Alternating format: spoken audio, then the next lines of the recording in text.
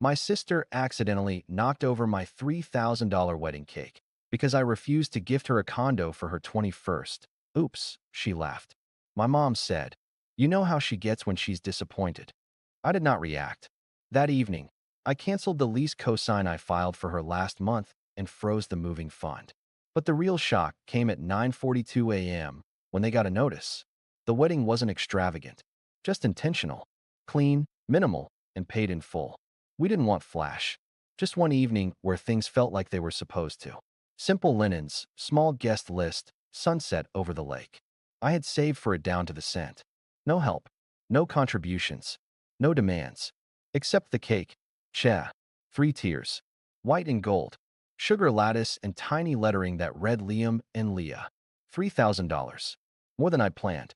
But it was the only part of the whole thing that felt like indulgence. And after the year we'd had, I wanted one thing to feel like more than survival. She showed up late, of course. Kendra, my younger sister. Her hair still damp from the shower, heels too high for the lawn. She didn't bring a gift. She didn't say hello. She just walked toward the center of the reception, phone in hand, smiling like she'd been waiting for a camera to find her. She reached the cake table just as the staff began rolling it forward. She paused beside it, leaned her elbow on the table, adjusting something near her ear, an earring, maybe. Then her arm slipped. Her elbow caught the edge. A subtle nudge. The cake tilted, wobbled, and crashed. Frosting. Glass. Gasps. Then silence. Leah's dress caught the top layer. The cream-colored train now streaked with sugared flowers and buttercream. Kendra laughed. Just one word. Oops. No apology. No shock. Just a smirk like she'd dropped a napkin. A few guests chuckled nervously. One of them tried to scoop part of the cake back onto the table. Someone else reached for their phone. I didn't move. My mother appeared next to me. Flute of Prosecco in her hand. Voice soft, as always when she's deflecting blame. You know how she gets when she's disappointed. That's all she said. Not, "I'm sorry." Not, "This is unacceptable." Just that. A shrug dressed up as sympathy. I didn't answer. Just stared at the mess on the floor, then turned and walked toward Leah. Later, in the guest bathroom of the venue, we were both bent over the sink trying to salvage the fabric. Leah dabbed quietly at her dress. "Was that on purpose?" she whispered. I looked at her in the mirror. The mascara under her eyes. The tremble in her hand. I didn't answer right away. Just kept pressing the towel against the fabric. She asked me to buy her a condo. I said, for her 21st birthday. Leah didn't flinch. Just nodded once, slowly. And when you said no, she ruined our cake. I paused. Not just the cake, I added. The last thread of obligation. That night, after everyone left, I sat alone in the apartment with my laptop open. The guest list tab still pulled up. So was the folder labeled Kendra, lease cosign paperwork, transfer receipts, escrow for her moving fund. $12,000. All ready to go. I didn't feel angry. Not really. Just clear. At 1:12 a.m., I made 2 changes. Removed my name from the lease cosign. Froze the moving fund account. Then I scheduled a notification for the morning. 9:42 a.m. Outgoing notice. I didn't send a message. I didn't need to. Not yet. This wasn't new. The cake was a moment. The condo was a symptom. The truth was older. Kendra had always had a way of wanting things just loud enough that someone else made them happen. Not directly. Never explicitly. But enough for the air to shift. Enough for Mom to tilt her head and say, well, it's her birthday. Or she's going through a phase. She didn't throw tantrums. She floated expectations. And somehow, everyone adjusted their behavior around them. When she was 16 and wanted a car, she never asked my parents. She asked me how hard it was to lease one. Left brochures on the kitchen counter. Sent me screenshots of used Mini Coopers with captions like, "Isn't this cute?" She got the car. When she failed 2 courses in college. She didn't apologize. She asked if I could help her write an appeal letter to keep her scholarship. I rewrote the whole thing. She got reinstated. I didn't even get a thank you text. But I got a follow-up email. She'd used the same format to ask for an internship with one of my old employers. She didn't just take help. She repurposed it, repackaged it as entitlement, and then rewrote the origin story so that it had always been hers. By the time she turned 20, I'd co-signed a lease, helped her avoid eviction after missing 2 months of rent, paid off a dental bill, and lent her enough money to cover a quick trip to Tulum that got a little more expensive than expected. All with the same line from Mom. She just needs a little help getting on her feet. It's been 5 years. She's still figuring things out. So when the text came a month before the wedding, I wasn't surprised. Thinking of moving to the east side. There's a condo I like. It's new construction. Mom said you might help with the down payment? She never asked. She assumed. The number she attached, $72,000. She said she'd pay me back within a year or two. She had no job, no savings. Her bank app once sent an alert while we were at brunch. Low balance, $3.14. And she just laughed and said, "Oops, guess that's lunch on you again." I didn't answer the condo text. She followed up with a TikTok of the unit, panning slowly over a marble kitchen and rooftop terrace. Caption: manifesting this. Please ignore my broke brother who's blocking the blessing LOL. That was the moment it shifted. Not because she insulted me. I was used to that. But because she made it public. She made me the obstacle. The villain in her story of deserving more. I talked to Mom 2 days later. I kept my voice calm, even though my chest felt tight the whole time. She posted that condo thing. I said, "It's not a joke anymore." Mom sighed. "Well, if you can help, I think it would really ease some tension. She's been feeling left behind." "I already co-signed her lease," I said. She said, "You didn't really help. I pay for the moving fund." She said that was your choice. There it was. The gap. The reframe. The selective amnesia. Every contribution erased unless it came with a smile, a ribbon, and silence. I remember the first time I learned to go quiet. I was 13. Kendra was 8. We were at the beach. She wanted my boogie board. I said no. She cried. I got grounded. Not because I'd done anything wrong, but because she's younger, she's tired, don't escalate. So I stopped escalating. I stopped reacting. I learned that the less I spoke, the easier it was for everyone else. And over time, they mistook my silence for agreement, my politeness for permission, my boundaries for bad timing. The cake was never just a cake. It was her final performance. She didn't knock it over because she was clumsy. She did it because she didn't get what she wanted, and she knew there'd be no real consequence. No confrontation, no scene, just another sigh, another reshuffling of memory until the whole thing became a misunderstanding. But not this time. That night, when I froze the fund and pulled my name from the lease, it wasn't revenge. It was correction, a quiet, unshakable no, a closing of a door that had been left ajar for years. And still, I didn't text her. I waited, because I knew the moment the notification landed, 9:42 a.m., they'd finally realize the brother they could always count on had stopped making himself available. The notice landed at exactly 9:42 a.m. I didn't watch the clock. I didn't need to. I heard the ping from across the room, a group text my mother had started months ago called Fam Updates. The message came from Kendra. "What is this? I just got an email from the leasing office saying the cosigner is gone." Seconds later, another message. "Did you cancel it? Are you serious?" Then a third. From Mom. "Sweetheart, I'm sure this is a mistake. Can we all please calm down and talk first?" That's when I got the call. I let it ring once, twice, then picked up. Her voice was already pitched high, defensive, hurt, but in that performative way where the real feeling is rage.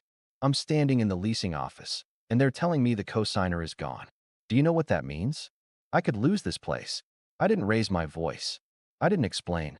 I just said, "Yes, I know what it means." A beat of silence. "You did this on purpose? You knocked over our wedding cake on purpose."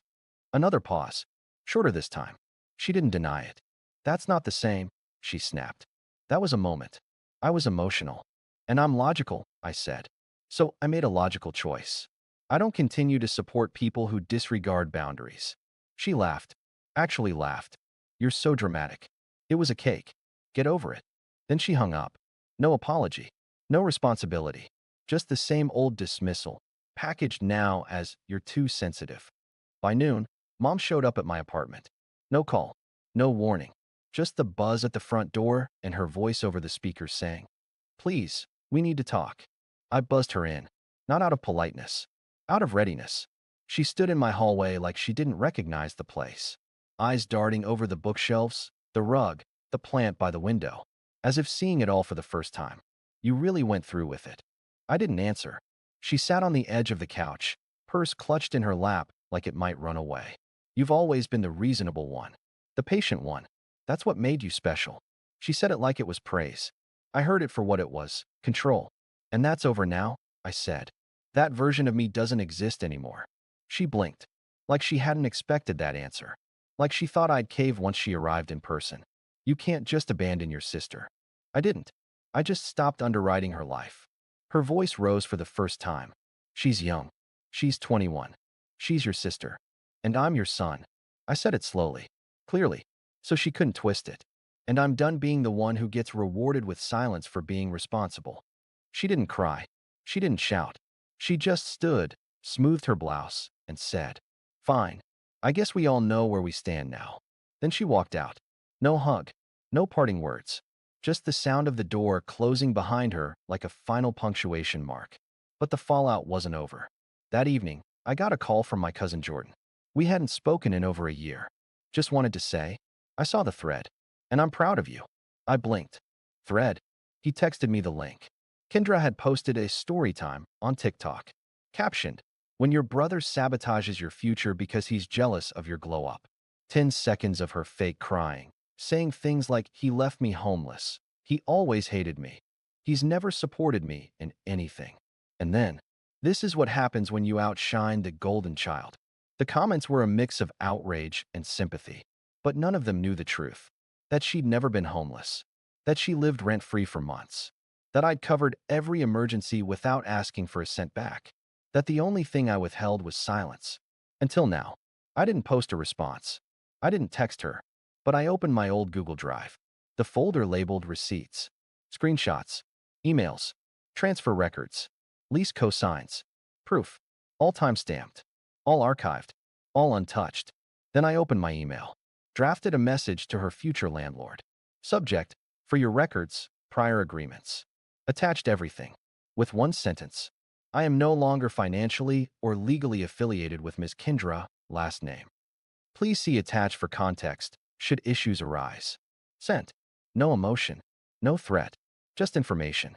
For the first time in years, I went to bed without checking my phone twice. No anxiety. No guilt. Just stillness.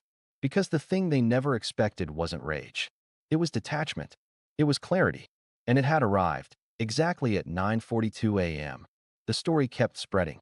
By Friday, the TikTok had over 600,000 views. She posted 2 follow-ups. One where she sobbed into a hoodie sleeve, talking about emotional abuse from a sibling. Another where she stood in front of an empty apartment, saying, "He pulled the rug out just as I was about to move in." No mention of the condo, or the cake, or the years of support that came with no strings attached. Just pain, packaged for clicks. I didn't respond. Not online. Not in texts. Not in group chats where cousins now whispered things like, "Hey, I'm staying out of this, but I hope you're okay." But silence has a weight, and mine was starting to fill the room. The final break came the following Sunday. We were invited to brunch at Mom's. A family reset, she called it. Leah didn't want to go. She knew. She felt it before I did, that this wasn't a reset. It was a reset for them, to restore the old dynamics. Me, quiet. Kendra, excused. Mom, the mediator. No one accountable. Just back to normal. But I went. Because I needed to be sure. Needed to see if there was any part of this family that still believed in truth, or just performance. The table was set with fresh flowers and fake grace. Pancakes, mimosas, tiny bowls of berries. As if hospitality could erase history. Kendra sat at the far end of the table, sunglasses on indoors. Mom moved around like a cruise director, offering coffee with a smile stretched thin. Dad was silent. He always was. No one brought it up. Not the cake. Not the lease. Not the viral videos. Not the message I sent her landlord, which, according to a cousin, had already caused the condo offer to fall through. Just scripted pleasantries. Until halfway through the meal, when Mom looked up, feigned a sigh, and said, "We've all made mistakes lately, but maybe it's time to forgive." The room held its breath. Leah touched my hand under the table. I felt the pressure of her fingers, not urging me to stay quiet. Not this time. Just holding steady, letting me decide. I set my fork down. Okay, let's talk about mistakes. Silence. Let's talk about what it means to destroy someone's wedding cake on purpose. Kendra rolled her eyes. Oh my God, still with the cake. I turned to her. You asked for a condo. I said no. You destroyed the centerpiece of our wedding. That's not a tantrum. That's targeted. Mom cut in. She was upset. So was I. I didn't go online and fabricate abuse for attention. Dad shifted in his chair. Finally. This isn't the place. It's exactly the place, I said. Because this is where the manipulation lives. In the smiles, the gloss, the let's move on before anyone is held accountable. Kendra stood. You've always hated me. No. I protected you. I carried you. And you weaponized that. Her hands trembled, not from shame, from not getting her way. You made choices. No, I said calmly. I just stopped funding it. Leah and I left without finishing our food. As I walked down the steps of the house I used to call home, I realized something. No one had chased after me. Not Mom. Not Dad. Not even Kendra. And that told me everything. We drove in silence for a while. Windows down. The wind cutting through the heat. Then Leah said, softly, You didn't have to go, but I'm glad you did. I nodded. I needed to see it. One last time. To be sure. Are you? I looked at her. At the way her hand rested on mine. At the steadiness in her gaze. Yes, I said. I'm sure. A week later, we moved.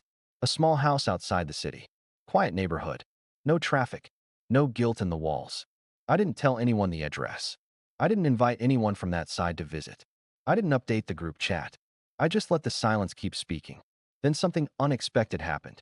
One night, while cleaning out old files, I found a folder I hadn't opened in years. Letters. Handwritten ones from when Kendra and I were teenagers. She used to write me notes. Slip them under my door.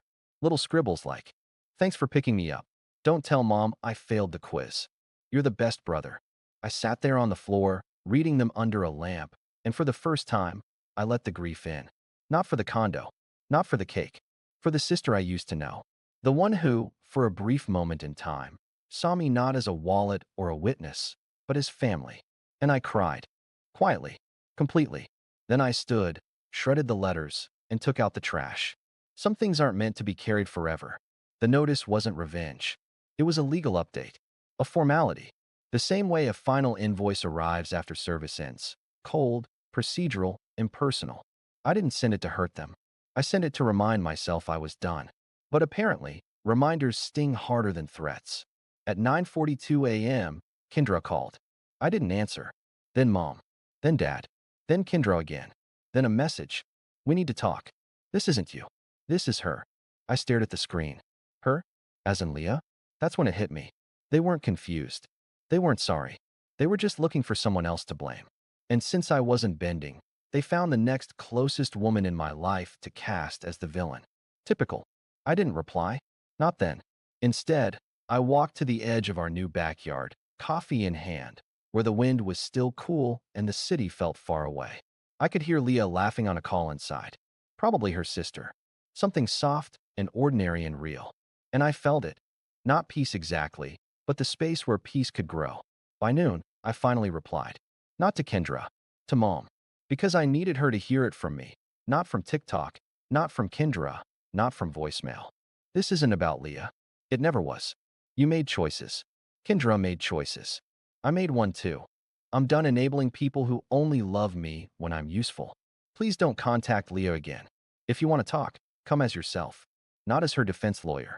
She didn't reply. Not that day. 3 days later, she showed up. Unannounced. In our new driveway. Leah saw her first. I was fixing a fence post, hands covered in splinters and rust. I hadn't planned on confrontation in work boots and a hoodie, but maybe that made it better. No masks, no staging. Just two people who shared blood and nothing else. She got out of the car slowly, holding something in her hands. A white bakery box. Of course. I didn't say anything. Just watched. She opened it. Inside was a cake. 3 tiers. White frosting. Sugar roses. It wasn't a replica. It wasn't even close to our wedding cake. But it was her attempt. Her apology. I didn't know what else to do, she said. I thought maybe. I cut in. Why did you take her side? Her lips tightened. I didn't take her side. I just didn't want to lose both of you. So you chose the one who screamed louder. Silence. She looked down at the cake. She was always fragile. You were strong. That word again. Strong. Strong enough to give. Strong enough to take it. Strong enough to clean up after others. Being strong doesn't mean I don't hurt, I said. It just means you expected me to heal quietly. She winced. I'm sorry. I know, I said. But sorry isn't always enough. She blinked. Then she asked, is there a way back? It was the first honest question she'd asked me in years. And I didn't answer right away. I looked at the cake, at the cracked sugar roses, at the woman who raised me, and somewhere along the way, forgot I was a person, not a provider. Finally, I said, not right now, maybe not ever. She nodded, didn't argue, didn't cry, just closed the box and walked back to her car. No final hugs, no guilt trips, no after all I did for you. Just silence. The good kind this time. That night, I threw the cake away.